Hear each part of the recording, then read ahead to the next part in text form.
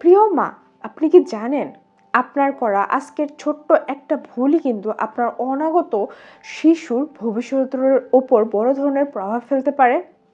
অনেক মা ভাবেন, আমি তো বেশি বেশি করে খাচ্ছি, ডাক্তাররা দেওয়া ওষুধও খাচ্ছি, তাহলে আমার বাচ্চা সুস্থভাবেই জন্ম হবে।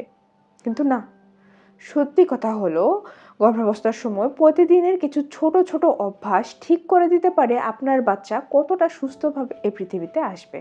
তাই আজকের এই ভিডিওতে আমি এমন 7টা গুরুত্বপূর্ণ বিষয়ের কথা বলবো যেগুলো কিনা প্রত্যেকটা গর্ভবতী মায়ের জানা অনেক জরুরি। এই নিয়মগুলো মেনে চললে শুধু আপনার নয়, আপনার গর্ভের শিশুরও সুস্থভাবে বেড়ে ওঠার সম্ভাবনাটাও অনেকটা বেড়ে যায়। তাই বলবো আজকের এই ভিডিওটা কিন্তু পুরোটা দেখবেন, কারণ শেষে কিন্তু আমি এমন একটা নিয়মের কথা বলে দিব যেটা কিনা অনেক মারাই কিন্তু জানেনই না। তাই বলবো ভিডিওটা কিন্তু অবশ্যই শেষ পর্যন্ত দেখবেন। তো আপনি দেখছেন আমার চ্যানেল ইনার মাজন, নতুন একটি পর্বে আপনাদের সবাইকে স্বাগত। যেহেতু ভিডিওটা কন্টিনিউ করছেন, প্লিজ লাইক কমেন্ট শেয়ার করে দিবেন, বেশি বেশি করে শেয়ার করে দিবেন যাতে সবাই আমার ভিডিওটা দেখতে পায়। তো আর কথা না বাড়ায় চলুন মূল আলোচনায় চলে যাই। 7টা গুরুত্বপূর্ণ বিষয়ের কথা বলবো বলেছি, যে প্রথম যে বিষয়টা আমি আপনাদের সাথে আলোচনা করব সেটা হচ্ছে পর্যাপ্ত ঘুম এবং বিশ্রামটা নিশ্চিত করবেন। প্রিয় মায়েরা, আপনার শরীরটা কিন্তু এখন নতুন একটা প্রাণের সঞ্চার করছে, বা তার জীবনটাকে তিলে তিলে করে বেড়ে তুলছে। তাই কি প্রয়োজন? তাই এখন আপনার অতিরিক্ত বিশ্রামের প্রয়োজন, কারণ আপনার এখন রেস্টে থাকলে আপনার বাচ্চাটা বৃদ্ধিটাও বেশি হবে। তাই এই সময় চেষ্টা করবেন একটু বেশি ঘুমানোর জন্য, আর পারলে চেষ্টা করবেন দুপুরবেলাও একটু ঘুমিয়ে নেওয়ার জন্য। বিশ্রাম নেওয়াটা আপনার জন্য এখন খুব বেশি প্রয়োজন। আর একটা কথা, ফোন টিপে টিপে আপনার ঘুমটাকে তাড়িয়ে দিবেন না। ফোনটা দূরে রেখে আপনি ঘুমিয়ে পড়বেন রাতের বেলা, কারণ রাতের ঘুমটা অনেক দরকারি। 2 নাম্বার যেটার কথা বলবো সেটা হচ্ছে নিয়মিত ডাক্তারের চেক আপ করুন। অনেক মা বলেন, আমার তো কোনো সমস্যা হচ্ছে না, আমি ঠিকঠাক আছি, তাহলে আমার কোনো ডাক্তার দেখানোর প্রয়োজন নাই। এটা একটা বড় ধরনের ভুল।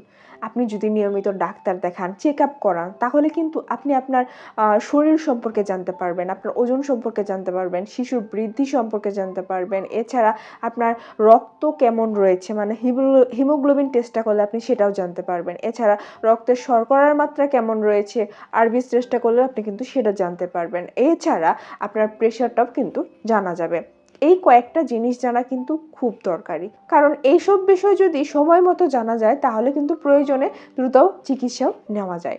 কারণ কি জানেন, অনেক মায়েদেরই দেখা যায় প্রেগনেন্সি অবস্থায় ডায়াবেটিস ধরা পড়ে। সেটা যদি প্রথমে ধরা পড়ে তাহলে তো চিকিৎসা সম্ভব হয়ে যায়, আবার শেষের দিকেও অনেকে ডায়াবেটিস ধরা দিতে পারে, তো এই একটা হয়ে যায়।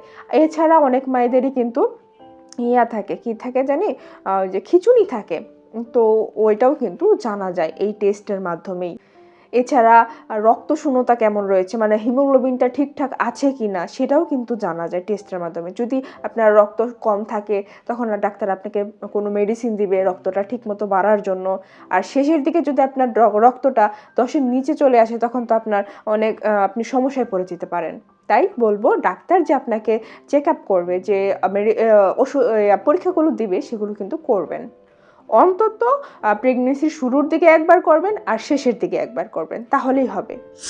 যেটার কথা বলবো সেটা হচ্ছে ডাক্তার যে ওষুধগুলো দেয় সেগুলো নিয়মিত খান। ডাক্তার কিন্তু আপনাকে এই সময় ফলিক অ্যাসিড, আয়রন ট্যাবলেট এবং কি ক্যালসিয়াম ওষুধ দিতে পারে। এই ওষুধগুলো কিন্তু আপনার এবং আপনার সন্তানের জন্য খুবই দরকারি হতে পারে। অনেক সময় অনেক মায়েদের এসবের ঘাটতি থাকে পুষ্টিকর খাবার খাওয়ার পরেও, তখন ডাক্তার এগুলো সাজেস্ট করে থাকে। তাই এগুলো কিন্তু মিস দিবেন না, নিয়মিত খাবেন। অনেক মারাই কি করে থাকে যে এই ওষুধগুলো কয়েকদিন খেয়ে তারপর বন্ধ করে দেয়, না, এটা করা যাবে না। পুরো হোল প্রেগনেন্সিতে যদি আপনার ডাক্তার আপনাকে বলে থাকে পুরো প্রেগনেন্সিতে খেতে হবে, তাহলে পুরো প্রেগনেন্সিতেই আপনাকে সেটা খেয়ে যেতে হবে।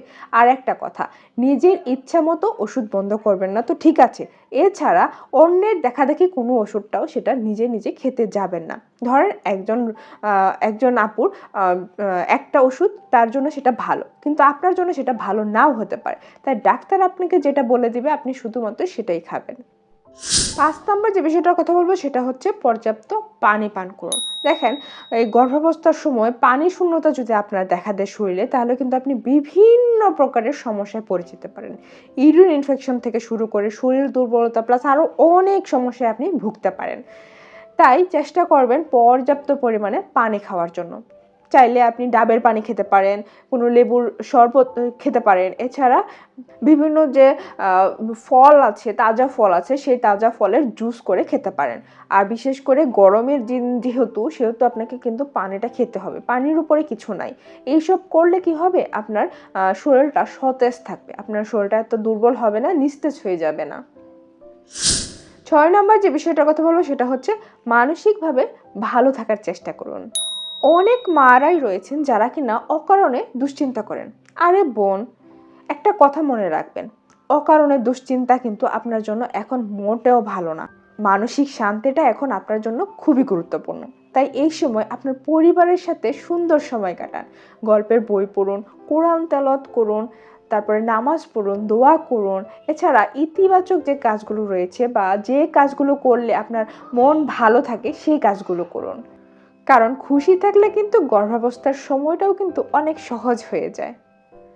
7 নাম্বার এবং লাস্ট যে লক্ষণটার কথা বলবো সেটা হচ্ছে বিপজ্জনক কোনো কিছু দেখলে অবহেলা করবেন না। খেয়াল করে দেখবেন, আমি প্রত্যেকটা ভিডিওতেই কিন্তু আমি এই কথাটা বলে থাকি, কারণ অনেক নতুন মারাই কিন্তু এই বিষয়টা কিন্তু জানে না। বিপজ্জনক লক্ষণগুলো কি কি? আপনার যদি তীব্র পেট ব্যথা হয় এবং আপনার যদি রক্তপাত হয়, প্রচণ্ডভাবে তলপেটে ব্যথা শুরু হয়, আপনার বাচ্চার নড়াচড়ে আপনি কোনো ফিল না পান, আপনার পানি ভাঙে, আর আপনার যদি হঠাৎই মাথা ব্যথা বেশি করে আর আপনার হঠাৎ হাত পা যদি ফুলে যায়, তাহলে কিন্তু আপনাকে তখনই ডাক্তারের কাছে যেতে হবে বা চিকিৎসকের কাছে যেতে হবে, হাসপাতালে চলে যাবেন। এই সব লক্ষণগুলোকে কখনো অবহেলা করে অপেক্ষা করবেন না, ঠিক আছে? এই সব লক্ষণ কিন্তু ছোটোখাটো কোনো লক্ষণ না, এগুলো কিন্তু পরবর্তীতে মেজর লক্ষণও হয়ে যেতে পারে। তাই এই চিহ্নগুলো বা এই লক্ষণগুলো সবসময় মনে রাখবেন। আমার প্রিয় মায়েরা, আপনাদের জন্য এখন ছোট্ট একটা আমি মেসেজ দিব। আপনার গর্ভের যে ছোট্ট শিশুটা আছে, সেই ছোট্ট শিশুটা কিন্তু পুরোপুরি আপনার উপর নির্ভরশীল। আপনি যা খাচ্ছেন, আপনি যেভাবে থাকছেন, আপনি যেভাবে বিশ্রাম নিচ্ছেন, যেভাবে জীবনযাপন করছেন আর কি, তার সম্পূর্ণ প্রভাবটা কিন্তু তার উপর গিয়েও পড়ছে। তাই আপনার নিজের যত্ন নেওয়াটা কিন্তু কোনো বিলাসিতা নয়, এইটা আপনার সন্তানের প্রতি আপনার সবচেয়ে বড় ভূমিকা এবং ভালোবাসা। তাই একটা কথা মনে রাখবেন, একজন সুস্থ মাই কিন্তু একজন সুস্থ সন্তানের জন্মদানের জন্য সবচেয়ে বড় ভূমিকা পালন করে থাকে। তো প্রিয় মায়েরা, আশা করি আজকের এই ভিডিওর মাধ্যমে আপনারা জানতে পারলেন যে গর্ভাবস্থার সময় কোন কোন বিষয়গুলো মায়েদের খেয়াল রাখা উচিত। তো যদি ভিডিওটা ভালো লেগে থাকে তাহলে প্লিজ একটা লাইক দিয়ে দেবেন। যদি কোনো প্রশ্ন থাকে সেটা কমেন্টে জানাতে পারেন, আমি উত্তর দেওয়ার চেষ্টা করবো ইনশাল্লাহ। আর যারা যারা আজকের ভিডিওটা নতুন দেখছেন তাদের কাছে একটা রিকোয়েস্ট, প্লিজ সাবস্ক্রাইব করে আমার পাশে থাকবেন, পাশের বেল আইকনটা বাজিয়ে দিবেন যাতে পরবর্তী ভিডিও নোটিফিকেশনটা আপনার কাছে চলে যায় আর আপনার যাতে মিস না হয়ে যায়। তো আজ এই পর্যন্তই। আপনার এবং আপনার অনাগত সন্তানের জন্য অনেক অনেক শুভকামনা রইল। আপনারা সুস্থ থাকুন, আমার জন্য দোয়া করবেন। আজ এই পর্যন্তই। আল্লাহ হাফেজ। আসসালামু আলাইকুম।